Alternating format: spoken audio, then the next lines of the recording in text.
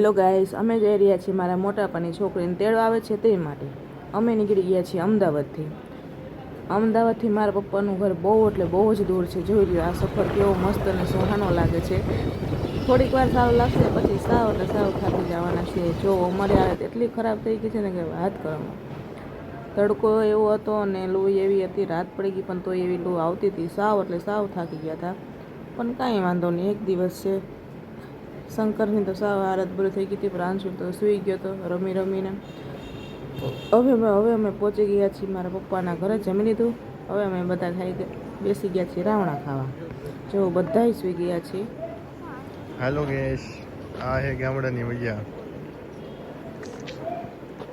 અમે આવ્યા છીએ બધા ગામડે.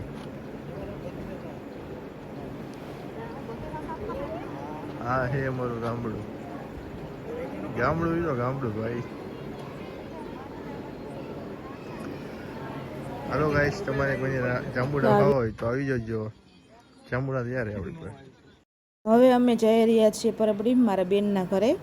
ત્યાં શંકરને ઘોડી જોવા જ આવી તો તમે ચાલ્યા ઘોડીએ. જો ઘોડી આવી ગઈ છે.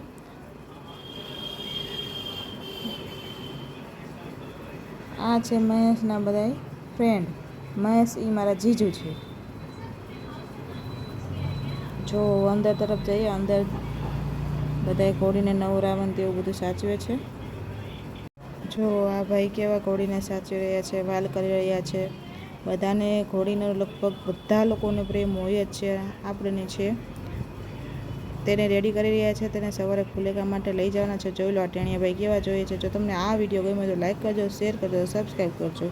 તો અમને વિડીયો મૂકવાની આનંદ. હવે અમે બેસી ગયા છે બધાય ફાઇનલી આઈસ્ક્રીમ ખાવા. બધાએ જમી લીધું, બધે ફરી આવ્યા, રાવણા ખાઈ લીધા. હવે બધાય શાંતિથી આઈસ્ક્રીમ ખાઈને બધાએ સૂઈ જવાના. જો આ મારું ફેમિલી છે. ભાભી બધાથી નીચે બેઠા છે.